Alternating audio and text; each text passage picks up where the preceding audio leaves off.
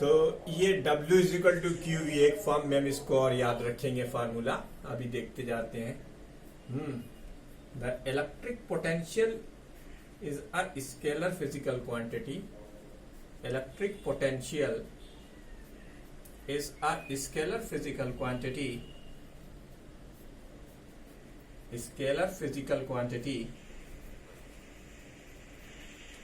having SI unit joule per coulomb और volt. ठीक, इसका मतलब 1 volt is equal to 1 joule per coulomb. कुछ और यूनिट्स मैं आपके लिए बता देता हूं, यहां पर आप ध्यान में रखेंगे। 1 मिली वोल्ट यानी 1 मिली वोल्ट। ये जो 1 मिली वोल्ट है इसकी वैल्यू है 10⁻³ वोल्ट। इसी तरीके से है 1 माइक्रो वोल्ट, ये है 10⁻⁻6 वोल्ट। फिर एक है 1 मेगा वोल्ट, इसकी वैल्यू है 10⁻6 वोल्ट। ठीक है बेटा, तो ये इलेक्ट्रिक पोटेंशियल हुआ। आइए इसके ऊपर एक एग्जांपल करते हैं, न्यूमेरिकल से समझते हैं।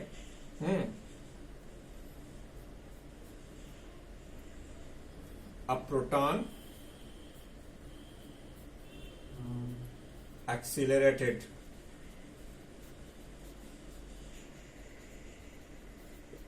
through a potential of 10⁵ volt. एक प्रोटॉन है जो एक्सीलरेट करता है 10⁵ वोल्ट से। ठीक, फाइंड इसमें number 1 kinetic energy of proton, number 2 velocity of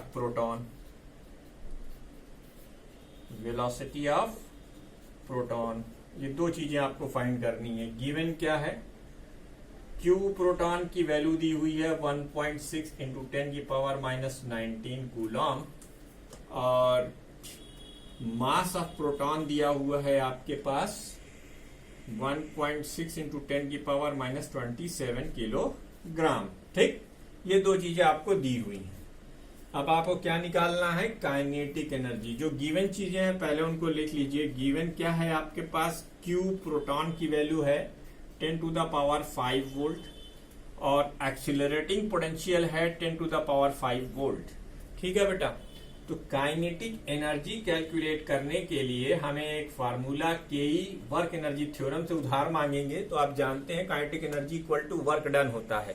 अगर चार्ज पार्टिकल एक्सीलरेट कर रहा है, कौन, चार्ज पार्टिकल, किसी पोटेंशियल के थ्रू, तो उसकी काइनेटिक एनर्जी के लिए आप ये फार्मूला इस्तेमाल कर सकते हैं। W is equal to Q × V। तो Q की वैल्यू आप क्या लिखोगे, Q प्रोटॉन × V यानी 1.6 × 10⁻⁻19 multiplied by 10⁵।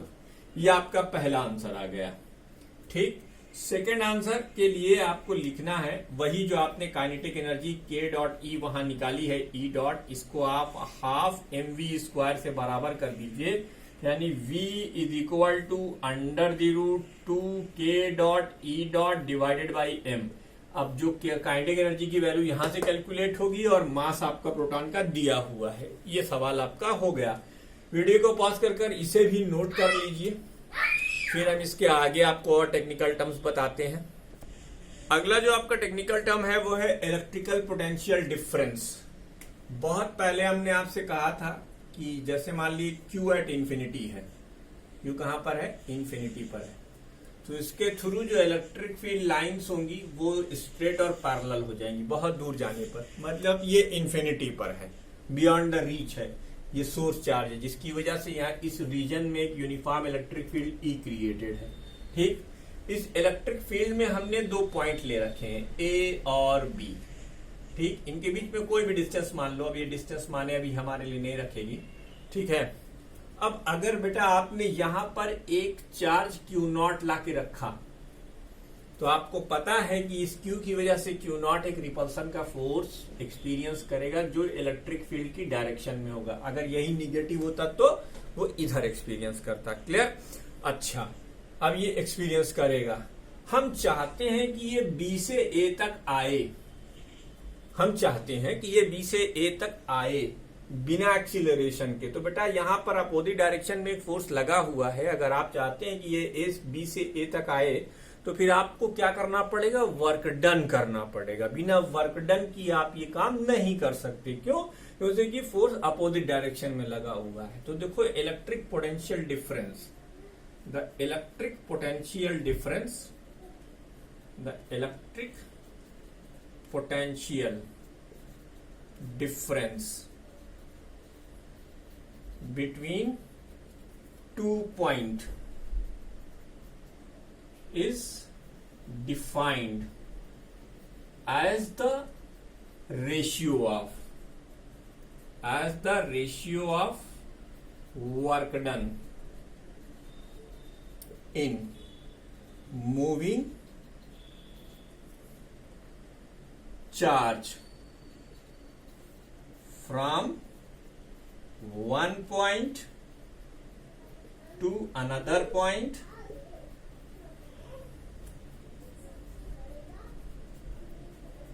without acceleration per unit charge। ठीक, एक पॉइंट से दूसरे पॉइंट तक ले जाने में हमें जो वर्क डन करना पड़ेगा और जिस चार्ज को हम लेकर जा रहे हैं पर यूनिट चार्ज क्या है, आपका पोटेंशियल डिफरेंस है। बेटा इसका एक सीधा सा फार्मूला है, V final minus V initial. यहाँ फाइनल पॉइंट कौन सा है, A है, तो हम यहाँ पे लिखेंगे VA और फाइनल और इनिशियल कौन सा है, B, तो हम लिखेंगे VB। अब ये क्या है, वर्क डन, जो भी वर्क डन है W, और फिर यहां पर उसके नीचे जो चार्ज हम मूव करा रहे हैं Q नॉट। तो इसका मतलब एक फार्मूला आपका VF minus VI is equal to W upon Q not बना। एक फार्मूला ये है।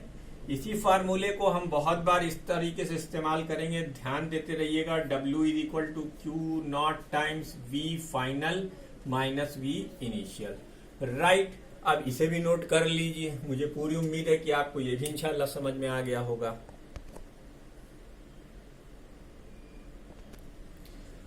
अब इलेक्ट्रिक पोटेंशियल डिफरेंस भी एक स्केलर क्वांटिटी होती है जिसकी SI unit joule per coulomb और वोल्ट होती है। अब हम इस बोर्ड पर कुछ इंपॉर्टेंट पॉइंट्स लिखेंगे, आप बहुत ध्यान से उसको समझिएगा।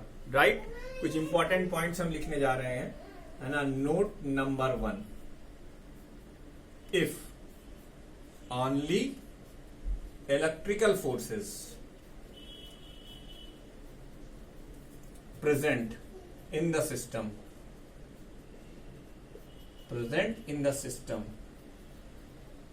then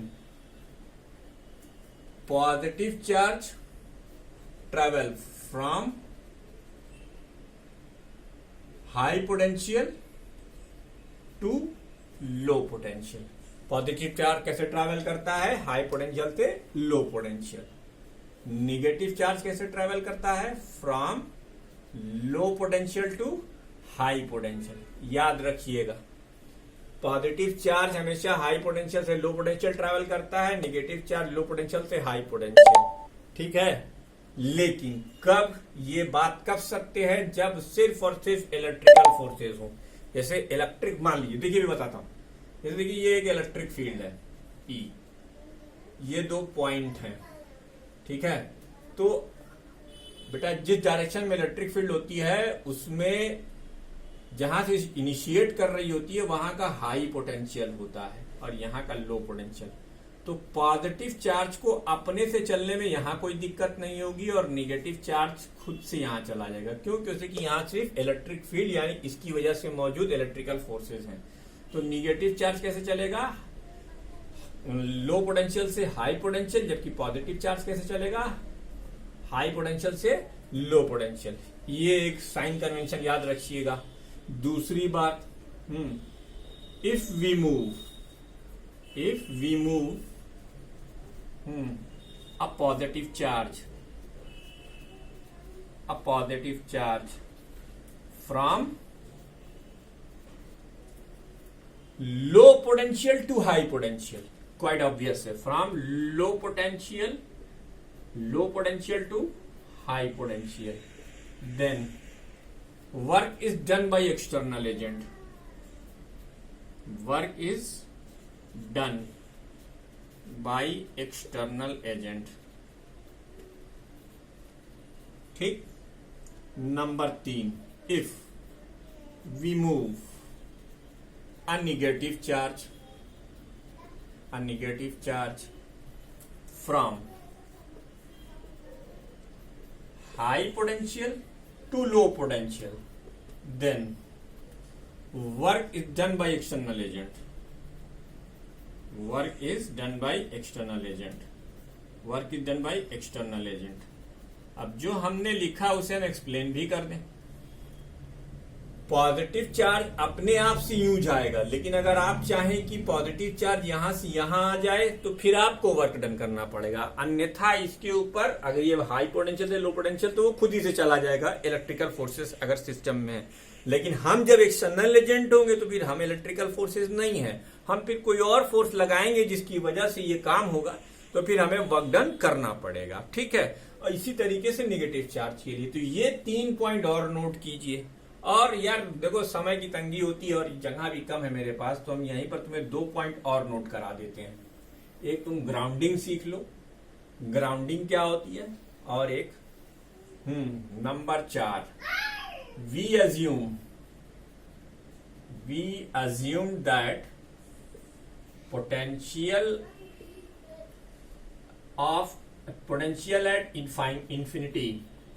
potential at infinity is 0. ये चौथा पॉइंट हो गया. अब 5वां पॉइंट है ना, we assume that potential of earth is 0.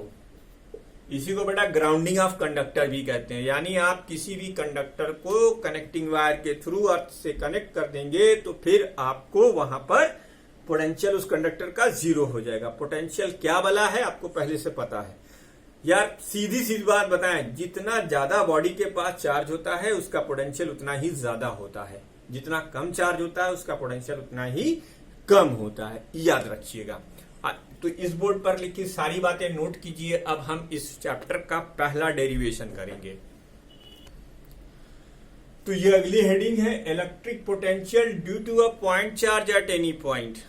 Electric potential due to a point charge at any point. देखो डेरिवेशन है तो हम डिराइव करेंगे कि रिजल्ट हम लिखेंगे, consider a point O having charge Q. ठीक. ये आपका एक पॉइंट है O जिस पर एक चार्ज आपने Q रखा है. आप इंटरेस्टेड हैं इस बात में कि से R डिस्टेंस पर एक पॉइंट है P, वहां पर कितना पोटेंशियल होगा. ठीक है. अब इस डेरिवेशन को करने के लिए हम इसके एक्सियल लाइन पर 2 पॉइंट लेंगे. वो 2 पॉइंट A और B मानेंगे. इनके बीच की डिस्टेंस हम dx कहेंगे, जिसको डेरिवेशन का फिगर समझ में आ जाएगा. फिर डेरिवेशन का की स्टेप और उसी को लिखना है और उसके बाद आपको एक छोटा सा सिंपल कोई स्टेप यूज करके डिराइव कर देना. डेरिवेशन से मत घबराया करिए. अब यहां से यहां तक की डिस्टेंस हमने x मान ली. ठीक. अब मान लो कि हमने एक चार्ज Q0 को यहां पे लाके रखा, तो अब क्वाइट ऑब्वियस है कि Q और Q0 के बीच में एक रिपल्सिव फोर्स लगेगा. ये तो पता ही है सबको. लगाया भाई आपने एक रिपल्सिव फोर्स F. अब इसी रिपल्सिव फोर्स की पहले यहां वैल्यू लिखो है, the force experienced by Q0 at B due to Q at O. Coulomb's law से ये फोर्स निकाल लेंगे. F is equal to 1/4πε0 Q0 upon बेटा दूरी कितनी है x, तो x स्क्वायर. ठीक है. ये अवे फ्रॉम O है. ये भी लिख दो. एग्जाम ना सोचेगा तुम पढ़े लिखे हो. ठीक है, नहीं लिखोगे तो कुछ बुरा नहीं मानेगा, लेकिन डायरेक्शन आपको पता ही है। दो पॉजिटिव चार्ज के बीच में जो रिपल्सिव फोर्स लगता है वो लाइन को ज्वाइन करने के बाद उससे बाहर की तरफ लगाया जाता है। ठीक है, ये Q Q not upon X square हो गया अवे फ्रॉम ओ। ठीक, अब कहो suppose we displaced Q not from B to A without acceleration. हम एक्सीलरेशन नहीं लगाएंगे, ठीक है बेटा। तब हमें इसके अपोजिट, क्योंकि ये फोर्स लगा हुआ है, इसके हमें अपोजिट मूवमेंट देनी है, तो हमें वर्क डन करना पड़ेगा। Then work done against F. ठीक, ये dw is equal to f dot dx, that is f dx cos 180 डिग्री। तो ये हो गया minus F D X, right. cos 180 की वैल्यू माइनस 1 होती है। अब नेटवर्क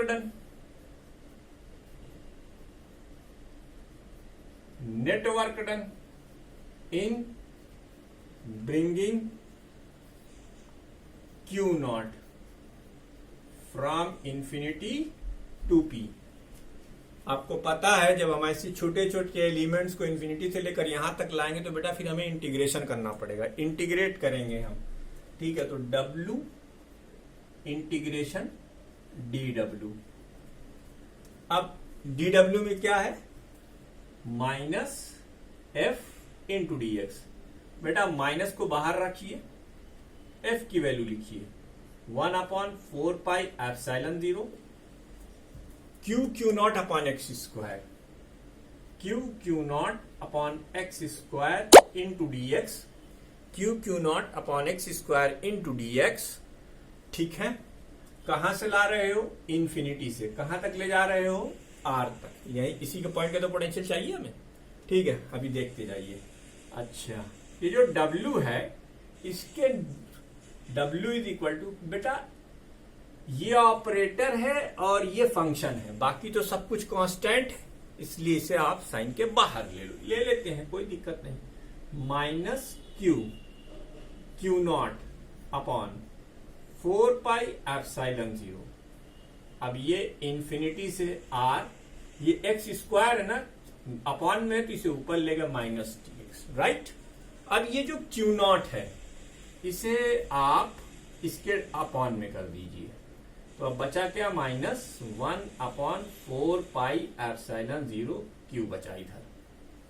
अब इसका इंटीग्रेशन क्लास 11th में मैंने आपको बताया था, ईमानदारी से आपको याद होना चाहिए, नहीं याद है तो आप देख लीजिए। -2 + 1 अपॉन -2 + 1, ये इंफिनिटी से r। अब देखो ये W अपॉन क्यू नॉट क्या है, W अपॉन क्यू नॉट, जगह की जरूरत पड़ने वाली है तो हम ये सब जगह उधार मांगेंगे। ठीक है, W अपॉन क्यू नॉट क्या है, the ratio of work done per unit charge है ना बेटा। ये कहां से ला रहे हो, इंफिनिटी से। कहां पे लाके रख रहे हो, वीपी पर, यानी फाइनल पॉइंट कौन सा, पी। इनिशियल पॉइंट कौन सा, इंफिनिटी। इसलिए हम क्या लिखेंगे, VP minus V infinity is equal to, अच्छा ये -2 + 1, तो ये माइनस हुआ, ये माइनस प्लस हो जाएगा, प्लस हो गया Q अपॉन 4πε0 और ये -2 + 1, इस पर आप लिमिट अप्लाई कर दो इंफिनिटी से r। और इससे पहले वाले बोर्ड पर मैंने जो नोट नंबर 4 लिखवाई थी वो यही थी ना कि इंफिनिटी का पोटेंशियल 0 माना जाता है। तो जब इंफिनिटी का पोटेंशियल 0, तो अब बचा किसका, वीपी ही तो बचा। और यहां पर आप लिमिट अप्लाई कर दो, Q अपॉन 4πε0, ये हो गया 1/∞ - 1/r। अरे रे रे रे रे रे रे, लोअर लिमिट बाद में, अपर लिमिट पहले, 1/r - 1/∞।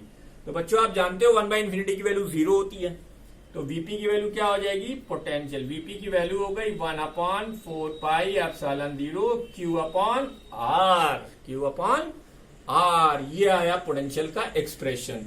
इसे भी पॉज करके नोट कर लीजिए। अब इसमें आगे की कथा और बताते हैं आपको। तो एक्सप्रेशन क्या आया, V is equal to 1/4 pi epsilon 0 Q upon R due to positive charge, due to Q, है ना, Vp की वैल्यू है ये। अच्छा, अगर यही Q निगेटिव होता तो स्केलर क्वांटिटी है, तो if Q is negative then Vp की वैल्यू कुछ नहीं, सिर्फ -1/4 pi epsilon 0 Q by R। आपको याद होगा कि हमने फोर्स और इलेक्ट्रिक फील्ड जब लिख रहे थे या बताते थे तो वहां बताते थे कि इस फार्मूले में आप माइनस साइन का यूज नहीं करेंगे, लेकिन वो वेक्टर्स थे इसलिए नहीं यूज कर रहे थे, और ये स्केलर है इसलिए यूज करेंगे, याद रखिएगा। अच्छा, अब ये तो है बेटा कांस्टेंट और ये एक गिवन चार्ज है, तो V किस पे डिपेंड कर रहा है, Vp directly proportional to 1/R। जैसे जैसे डिस्टेंस बढ़ेगी वैसे वैसे पोटेंशियल कम होता चला जाएगा। सोर्स चार्ज से डिस्टेंस बढ़ने के साथ साथ कम होता चला जाएगा। ठीक है, ये देखिए साहब, इसको हम ग्राफ में प्लॉट कर दें। V और R के बीच में अगर हम एक ग्राफ खींचे तो वो यूं आएगा। ठीक है, ये देश में निकला होगा, चांद नहीं है बच्चों, लेकिन मिलाना दोनों से नहीं।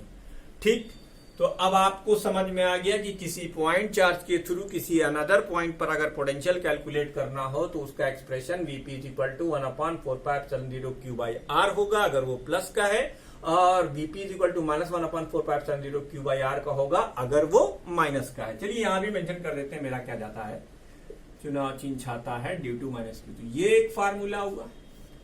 अब खेल यहां से शुरू होगा। ठीक है, अब जैसे हमने इलेक्ट्रिकल फोर्स का सुपरपोजिशन किया, इलेक्ट्रिक फील्ड का सुपरपोजिशन किया, आओ बेटा इसका भी सुपरपोजिशन करते हैं। देखो, ठीक है, तो यहीं से लाइन बॉर्डर खींच देते हैं, फिर उसके बाद उसके सवाल भी बताते हैं आपको। अच्छा, ये चैप्टर जो पिछले 2 चैप्टर थे उनके कंपैरिजन में बहुत आसान, थोड़ा इंटरेस्ट लेकर पढ़िएगा, ये बहुत आसान चैप्टर है। ठीक है, अब यहां से आपकी आसानी शुरू हो जाती है। तो superposition of electric potential, अगली heading, superposition of electric potential, electric potential का सुपर पोजिशन हमें कंसीडर करना है। देखिए, मान लेते हैं आपके पास एक पॉइंट है O, ठीक, कोई बात, इससे एक पॉइंट है A जिसकी दूरी